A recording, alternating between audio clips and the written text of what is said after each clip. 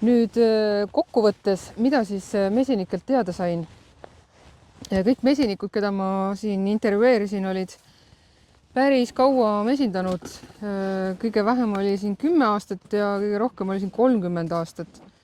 Ja need mesinikud siis oskasid päris hästi välja tuua, mis on need probleemid mesinduses ja mis suhe neil on siis karudega olnud.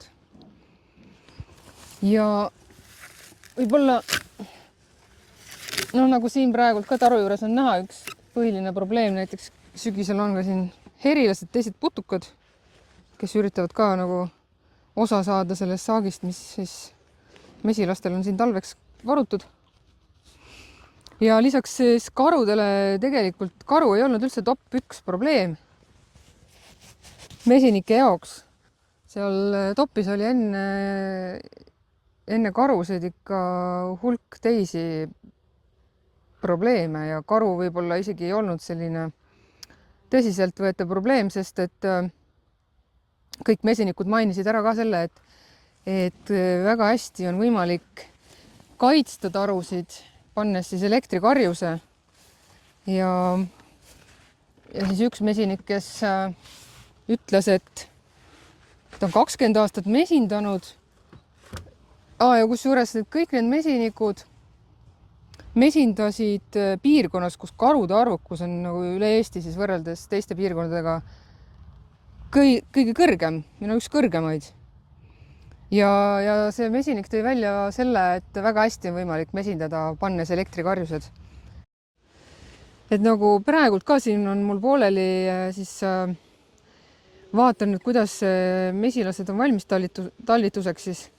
Ja päris mitmed mesinikud mainisid ka seda, et talvitumise küsimus on üks oluline küsimus, et mitte kõik pered ei ela talve üle, et see mesinduses palju olulisem küsimus karudest on kindlasti see, kuidas mesilased selle talve üle elavad. Ja selleks, et nad selle hästi üle elaksid, siis ABC nagu 3 asja on see, et tuleks neid ravida. Siia selleks on mul pandud tümooli lapp, et see siis selle lestasuse vastu aitab. Ja seda lestasust on ikkagi päris palju. Ja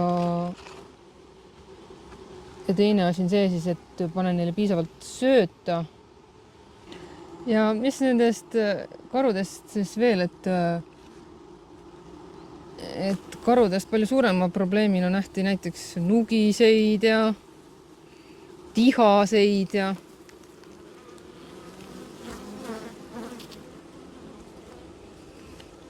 siin on hauet veel. Täna on juba septembri lõpp.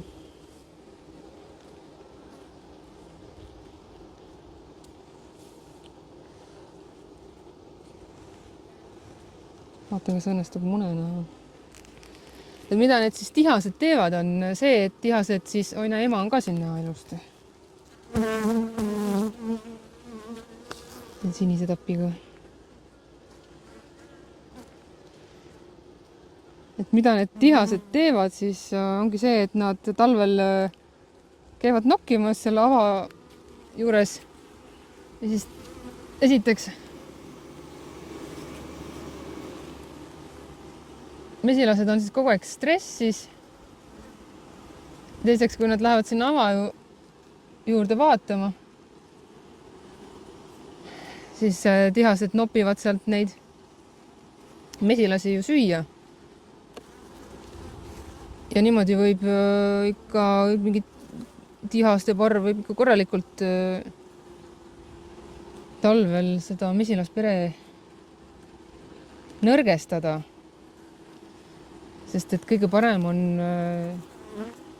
mesilasperele, kui nad saavad talvel rahulikult ilma häirimata olla. Ja siis on nugised. Probleemiks toodi palju ka nugiseid.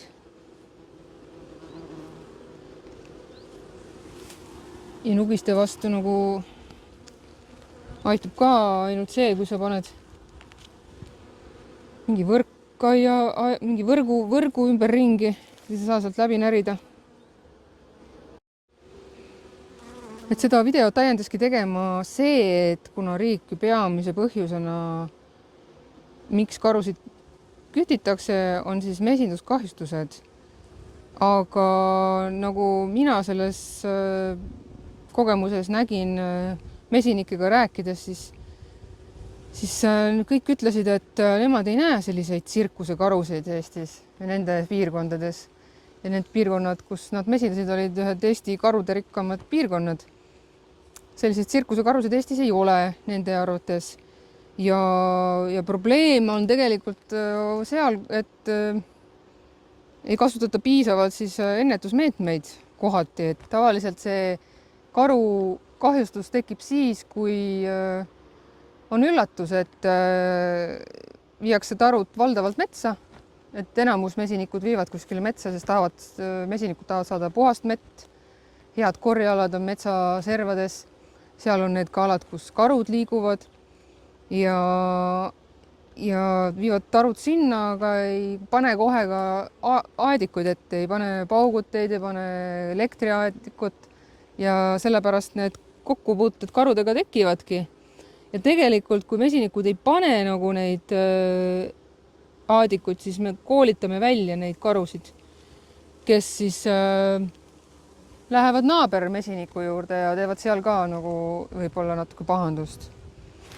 Aga ma siin rääkisin ikkagi ka mesinikega, kes mesindavad sellises piirkonnas on Lääne-Virumaa ja neil on, mõni ütles näiteks, et ilma elektriaadikuta ei ole üldse võimalik mesindada täna enam.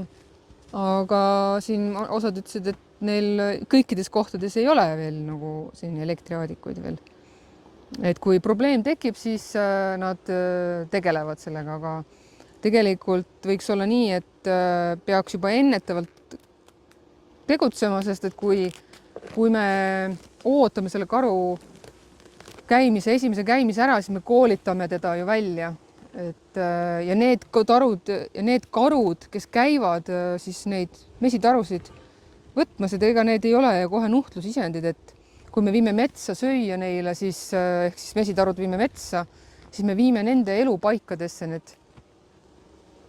Jah, siin on räägitud ka sellest, et mõnes maapiirkondades, kus inimestel on talud metsaservades ja põllu äärtes, et seal käivad ka karud ja ka seal ongi täpselt seesama asi, et karu näeb seda oma elupaigana ja karu liigub väga tihti oma nii-öelda lõhnatunde järgi, et kui ta sealt mingit lõhna tunneb, kui sinna aeda või kuskile aiaserva on jäetud maha mingisugused komposttunnikud või mingisugused meekärjed või vanad või siis karu tuleb tihti ja selles mõttes ta nagu ei adu seda, et seal on ka nagu inimesed, aga kui ta inimese lõhna nagu kätte saab, siis ta sealt ka nagu ära läheb. Aga miks seda videot, üks põhjus, miks seda videot ka tegin, oli see, et mesinikud saaksid aru, et see põhjus, miks karusid kütitakse, et võib-olla mesinikud ise ei teadvusta seda nii väga palju, et aga riik tegelikult kasutab neid mesinduskahjustusi ära selleks, et saaksid siis karusid küttida ja tuuakse ka, riik on ju hakanud rääkima, et alternatiivid ei aita, kuigi tegelikult aitavad, et siin see video ja need klipid on siin nagu sissejahutus sellesse teemasse, et ma kavatsen kindlasti hakata tegema lähiajal ja siin kevadel nii-öelda kontrolle mesilahtesse, et vaadata siis, et kui palju siis mesinikud kasutavad neid elektriaadikuid. Et kui me kasuta elektriaadikuid või seal ei ole näiteks elektrit sees, siis on nagu väga vastutustundetu sellest neid karusid süüdistada ja öelda, et ei ole alternatiivi. No tegelikult on kõik alternatiivid on olemas. Need on kasutamata ja Eestis ei ole sellist, julgen väita, et Eestis nagu selliseid karusid ei ole. Sellised karusid ei ole Eestis, kes oleksid nagu tsirkusekarud, et kelle vastu ei aita elektriaadikaga miski. Meil ei ole selliseid Eestis. Et on Eestis selliseid küll, kes käivad aeg-ajalt tarudes. Aga see on lihtsalt puhas juhus. ja pigem nagu ikkagi meie endi süü, inimeste endi süü on see. Ja nimetada seda karu siis nagu nuhtlusisendiks nagu ei ole ka õige. See inimestele võib-olla, kes selle teemaga nagu igapäevaselt kokku ei puutu, võib-olla on raske mõista ja aru saada ja võib-olla tolereerivad ka sellepärast seda karujahti ja et küllap siis ikkagi on vaja, kui nad ikkagi nii palju kahjustusi teevad või kuigi tegelikult see hulk, mida karu võtab ja kui palju meil tarusid kokku on, ei ole üldse palju.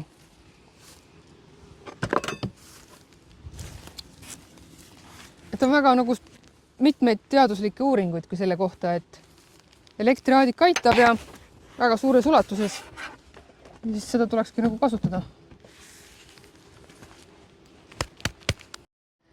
Ja intervjuudest jäi kõlama ikkagi see ka, et mesinikud ei ole need, kes riigilt nüüd väga ootaksid, et riik tegutseks ja neid karusid tapaks või kütiks, et kuidas iganes seda nimetada on, et mesinikud lihtsalt tegelevad oma tööga ja enamus on nagu arvestanud, nagu ma ju loetlesin, et siin mesinduses on nagu nii palju erinevaid ohte, riske ja nii edasi, et nagu siin näeme, et siin on erilased on ümberringi selle taru ümber, et nagu nuhtlus ja erilased siis või et tegelikult neid